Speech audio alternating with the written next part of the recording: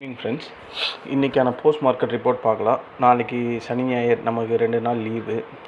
நம்ம ஆல்ரெடி சொல்லியிருந்தோம் யூஎஸ் மார்க்கெட்டில் ஒரு ப்ராஃபிட் புக்கிங் வர்றதுக்கு வாய்ப்பு இருக்குது அப்படின்ற மாதிரி. பட் அதே நேரத்தில் யூஎஸில் ஐடி ஸ்டாக்ஸ் எல்லாம் கொஞ்சம் ப்ரெஷர்.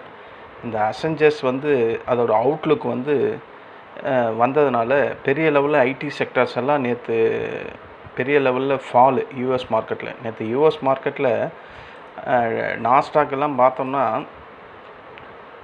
அவன் நல்லா பாசிட்டிவில் முடிஞ்சிருக்கான்.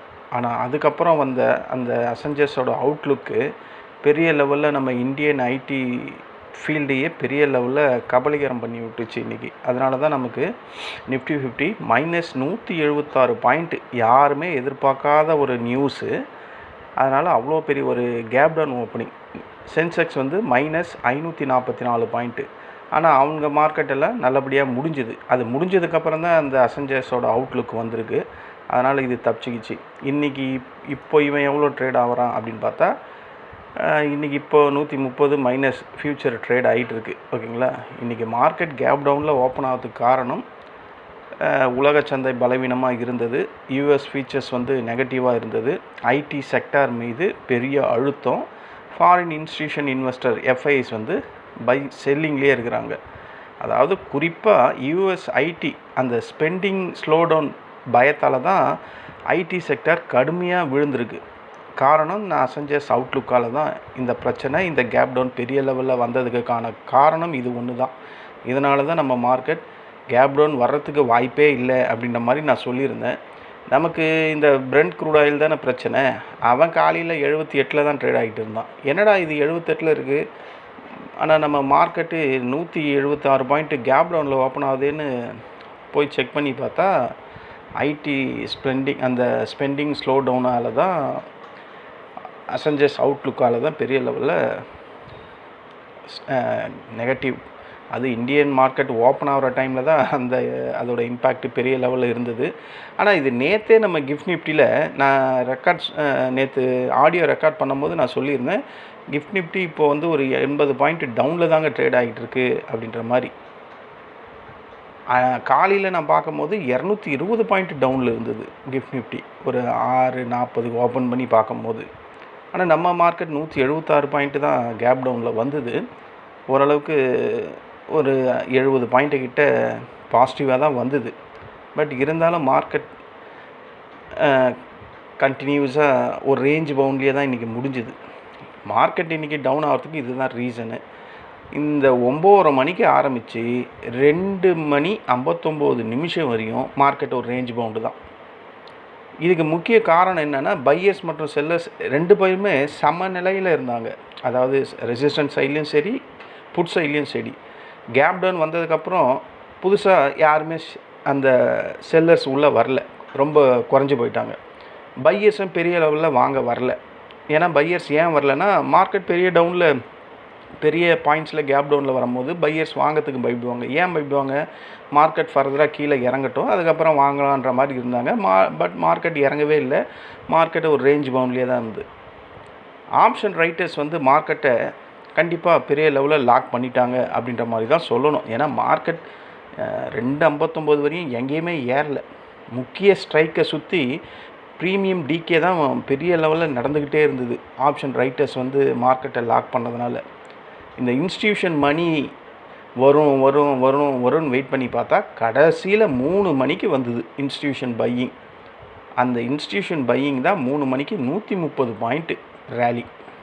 எதிர்பார்க்காத ஒரு ரேலி. நேற்றும் ஒரு 3 மணிக்கு ஒரு 60 பாயிண்ட் இன்றைக்கி 3 மணிக்கு ஒரு 130 பாயிண்ட் வந்திருக்கு. ஸோ சடன்னாக ஒரு 3 மணிக்கு இந்த 3 மணிக்கு வர இந்த ரேலி ஒரு 4-5 வருஷத்துக்கு முன்னாடி இப்படி தான் இருக்கும். 3 மணி ஆனாவே நான் அப்படி தான் இருப்பேன். 3 மணி ஆனாவே ஒரு கால் சைடில் போய் வாங்கி வச்சுப்பேன். இது பழைய ஆளுங்களுக்கு தெரியும்னு நினைக்கிறேன், ஷேர் மார்க்கெட்டில் இருந்தவங்களுக்கு. இந்த 3 மணிக்கு ரேலின்றது முன்ன அப்படி தான் இருக்கும். இந்த ஜேம்ஸ் ஸ்ட்ரீட்டெல்லாம் இருக்கும் போது அவங்க இப்போ தான் போனாங்க. ஆனால் அதுக்கு முன்னாடி எனக்கு 2-3 வருஷத்துக்கு முன்னாடியே 3 மணி இந்த மாதிரி வந்தாவே கேண்டில் பறக்கும். அதே மாதிரி தான் 2 நாளாக பறந்துக்கிட்டு இருக்குது. இந்த 130 பாயிண்ட் வர்றதுக்கு ரீசன் என்ன? 5 காரணம் சொல்லலாம். ஷார்ட் கவரிங் சொல்லலாம். ஏன்னா காலையில் ஷார்ட் செல்லிங் பண்ணவங்கலாம் என்ன பண்ணுவாங்க, ப்ராஃபிட் புக்கிங் பண்ணுவாங்க. அவங்க ப்ராஃபிட் புக்கிங் பண்ணால் என்ன ஆகும், மார்க்கெட் சடனாக மேலே தான் போகும். எஃப்ஐஸ் வந்து கண்டிப்பாக இந்த பேஸ்கெட் பையிங் சொல்லுவாங்கள்ல, அதை க்ளோஸ் பண்ணியிருக்க வாய்ப்புகள் இருக்கும். அப்புறம் கால் ரைட்டர்ஸ் வந்து அந்த பொசிஷன்லேருந்து எக்ஸிட் ஆகிறதுக்கான வாய்ப்புகள் இருக்கும். இந்த கால் செல்லர்ஸ் வந்து பொசிஷன்லேருந்து க்ளோஸ் ஆகும்போது தான் இந்த மாதிரி வேகம் மார்க்கெட் மேலே ராக்கெட் மாதிரி போகும். ஓகேங்களா. அப்புறம் இந்த பேசிவ் ஃபண்டு ரீபேலன்சிங் அது மாதிரி ஏதாவது நடந்திருக்கலாம். இதெல்லாம் வந்து பாசிபிலிட்டி இதெல்லாம் இருக்குது. இன்றைக்கி ரிலையன்ஸு டவுனு தான், ஹெச்டிஎஃப்சி டவுன் தான், ஐசிசி பேங்க் மட்டும்தான் கொஞ்சம் பாசிட்டிவாக இருந்தது. ஓகேங்களா. இன்றைக்கி மார்க்கெட்டுக்கு சப்போர்ட் பண்ணிய செக்டர்ஸ் வந்து பேங்கிங், ஒரு சில பேங்கிங் செக்டர்ஸ்லாம் சப்போர்ட் பண்ணிச்சு. HDFC failure, ICC bank support பண்ணிச்சு. அது மாதிரி ஃபினான்ஷியல் சர்வீஸில் பஜாஜ் ஃபினான்ஸ், பஜாஜ் ஃபின்சர்வ்ஸ்லாம் சப்போர்ட் பண்ணிச்சு. எனர்ஜியில் ரிலையன்ஸ் இன்றைக்கி அவுட்டு, ஓஎன்ஜிசியும் அவுட்டு. ஆட்டோவில் எம்என்டம் அண்டு மாருதி ஓரளவுக்கு சப்போர்ட் பண்ணிச்சு அப்படின்ற மாதிரி தான் சொல்லணும். வீக்கான செக்டார் எதிரானா காலங்காலமாக நம்ம சொல்லக்கூடிய ஐடி செக்டார் தான். Infosys out, TCS out, HAL out, tech Mahindra out, Wipro out, எல்லா ஐடி செக்டாரும் காலி. இன்றைக்கி நம்ம இந்தியன் ஐடி செக்டார் வந்து எனக்கு தெரிஞ்சு 5-8% வரையும் அந்த செல்லிங் ப்ரெஷரை ஃபேஸ் பண்ணியிருக்கோம் அப்படின்ற மாதிரி தான் எனக்கு தோணுது. எக்ஸாக்டாக தெரியல. இன்றைக்கி காலையில் ஒரு குளோபல் கியூஸ் காரணமாக நிஃப்டி கேப் டவுன் ஆச்சு. அதுக்கப்புறம் பையர்ஸும் இல்லை, செல்லர்ஸும் இல்லை. அந்த ஈவன் நிலையிலே மதியம் வரையும் ரேஞ்ச் பவுண்டாகவே மார்க்கெட் கண்டினியூஸாக நடந்துக்கிட்டே இருந்தது. 3 மணிக்கு ஒரு short covering rally, institution buying, heavy weights பேங்கிங்லலாம் பையிங் சப்போர்ட் காரணமாக தான் மார்க்கெட் வேகமாக மேலே போச்சு அப்படின்ற மாதிரி தான் நான் நினைக்கிறேன். ஐடி செக்டர் இன்றைக்கி ஃபுல்லாகவே பலவீனமாக தான் இருந்தது. அண்ட் அந்த பேங்கிங், எனர்ஜி, ஃபினான்ஷியல் ஸ்டாக்ஸ் எல்லாம் மார்க்கெட்டுக்கு ஓரளவுக்கு சப்போர்ட் பண்ணிச்சு. இதுதான் இன்றைக்கி மார்க்கெட்டு 9:15 3 வரையும் நடந்த டோட்டல் போஸ்ட் மார்க்கெட் ரிப்போர்ட்டு. இந்த போஸ்ட் மார்க்கெட் ரிப்போர்ட்டில் நான் என்ன பண்ணேன்னா, நான் 2 கால் தாங்க பண்ணேன். அந்த 2 காலில் மொத்தம் நான் பிடிச்ச பாயிண்ட்டு ஒரு 14 பாயிண்ட்டு, 15 பாயிண்ட்டு பிடிச்சேன். அதில் ஒரு கால் வந்து ஒரு 4 பாயிண்ட்டு கிட்ட மைனஸ் ஆகிடுச்சு. ஸோ டோட்டலாகவே ஒரு 9 பாயிண்ட்டு தான் இன்றைக்கி நான் பிடிச்சது 2 ட்ரேடில். அப்போ 10 பாயிண்ட்டுன்னே வச்சிங்களேன், டோட்டலாகவே இன்றைக்கி ப்ராஃபிட் எவ்வளோ வந்திருக்கும், ஒரு 1200 தான் இருக்கும். அதில் லாஸ் ஆனதுனால இன்றைக்கி 800 தான் ப்ராஃபிட். இன்றைக்கி நான் மார்க்கெட்டில் ட்ரேட் பண்ணவே முடியல. என் செட்டப்புக்கே மார்க்கெட் வரவே இல்லை. மார்க்கெட் ஃபுல்லாக ரேஞ்ச் பவுண்டு. அந்த 23,950 இன்றைக்கி ஃபுல்லாக ட்ரேட் ஆச்சு. 2:59 வரையும் 17 பாயிண்ட்டுக்கு தாங்க ட்ரேட் ஆச்சு அது. அதே மாதிரி 24,000 கால் 99 100 வந்தான். அந்த லோக்கு வந்துட்டு அவன் போனது 2:59 வரையும் ஒரு 10 பாயிண்ட் இல்லைனா 9 பாயிண்ட்டுக்குள்ளேயே தான் 9:15 2:59 வரையும் ட்ரேட் ஆகிட்டு இருந்தது. இதில் எங்கத்தை நான் கால் எடுத்து நான் ப்ராஃபிட் பண்ணுறது? ஸோ அதனால் எடுக்கவே முடியல. கால் சைட்லேயும் எடுக்க முடியல, புட் சைட்லேயும் எடுக்க முடியல. 2 லாட்டு. அது ப்ரோக்கரேஜ் எல்லாம் போனாவே ஒரு 300-500 வரும் அப்படின்ற மாதிரி தான். இன்றைக்கி மார்க்கெட் சரியான ரேஞ்ச் பவுண்டு. ஆப்ஷன் செல்லர்ஸ் இன்றைக்கி 2:59 வரையும் கலக்கியிருக்கலாம், ப்ராஃபிட் பண்ணியிருக்கலாம். 3 மணிக்கு மேலே யாராவது ஒரு கால் சைடில் ஒரு கால், சரி நேற்று மாதிரி 3 மணிக்கு மேலே திடீர்னு பறக்க ஆரம்பிச்சிச்சுன்னா என்ன பண்ணுது அப்படின்றது மாதிரி நினச்சி யாராவது எடுத்திருந்தா சாலிடாக சென்செக்ஸில் 3,500 150 பாயிண்ட் ஏறிச்சு. 150 பாயிண்ட் சென்செக்ஸில் 3,000 சாலிடாக கிடச்சிருக்கும் ஜஸ்ட்டு ஒரு ½ ஹவரில். அதேமாதிரி நிஃப்டி 50ல் 70 பாயிண்ட் ஏறிச்சு. இந்த மணி சொல்கிறேன், out of the money, at மணிலாம் இல்லை, இந்த மணியை சொல்கிறேன். ஓகேங்களா. 70 பாயிண்ட் ஏறிச்சு. ஏன்னா நான் எப்பவுமே இந்த மணி தான் ஃபோக்கஸ் பண்ணுவேன். அதனால் நான் நோட் பண்ணி வச்சுருந்தேன்.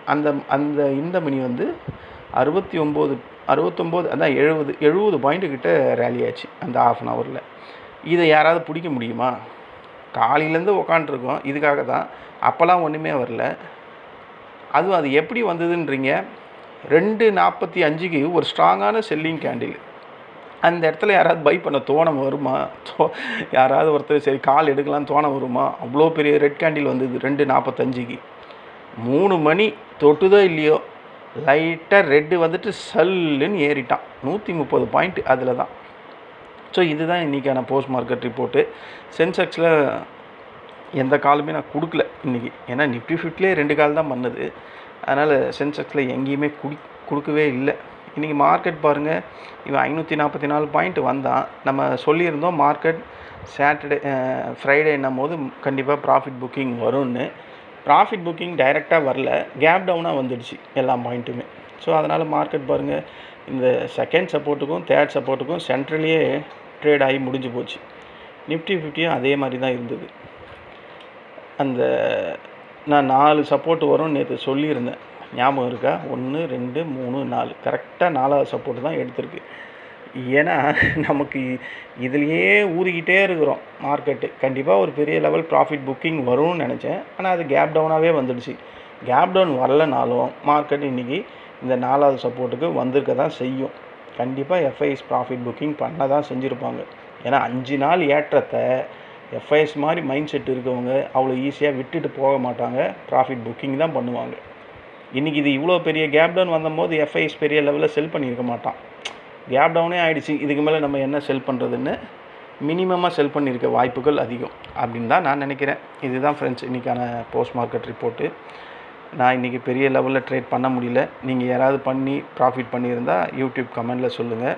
ஆனால் என் ஃப்ரெண்ட்ஸ் எல்லாம் பண்ணியிருக்காங்க, இந்த 3 மணி கேண்டில் எடுத்திருக்காங்க. சில பேர் எடுத்திருக்காங்க, சில பேர் பயத்தில் எடுக்கலை. எடுத்தவங்களுக்கு இன்றைக்கி 6000 ரூபாய் அந்த, ஏன்னா என் ஃப்ரெண்ட்ஸ் சர்க்கிளில் இருக்கிறவங்க எல்லாம் மோர் தென் லாட்ஸ் எடுக்கக்கூடியவங்க. அதில் ஒருத்தன் 6000 ரூபாய் எடுத்திருக்கான், ஒருத்தன் 8000 ரூபாய் எடுத்திருக்கான், ஒருத்தன் 3500 ரூபாய் எடுத்திருக்கான். அதே மாதிரி யூடியூப் ஃப்ரெண்ட்ஸில் சில பேர் 6000 ரூபாய் எடுத்திருக்காங்க, சில பேர் 4300 ரூபாய் எடுத்திருக்காங்க. எல்லாம் எனக்கு வாட்ஸ்அப் பண்ணுவாங்க, அதை பார்த்துட்டு தான் நான் சொல்கிறேன். நான் வெறும் ஒரு 850 ரூபாய் கிட்ட தான் வரும், அவ்வளோதான் இன்றைக்கி எனக்கான இதுதான் இன்றைக்கான போஸ்ட் மார்க்கெட் ரிப்போர்ட். நம்ம நாளைக்கு இன்றைக்கி வெள்ளிக்கிழமை யூஎஸ் மார்க்கெட்டில் நடந்து முடிட்டோம். மண்டேக்கான ப்ரீ மார்க்கெட் ரிப்போர்ட்டை நான் நாளைக்கு அப்லோட் பண்ணுறேன். இந்த வீடியோ உங்களுக்கு பிடிச்சிருந்தா என்னுடைய சேனலை சப்ஸ்கிரைப் பண்ணுங்கள். நன்றி, வணக்கம்.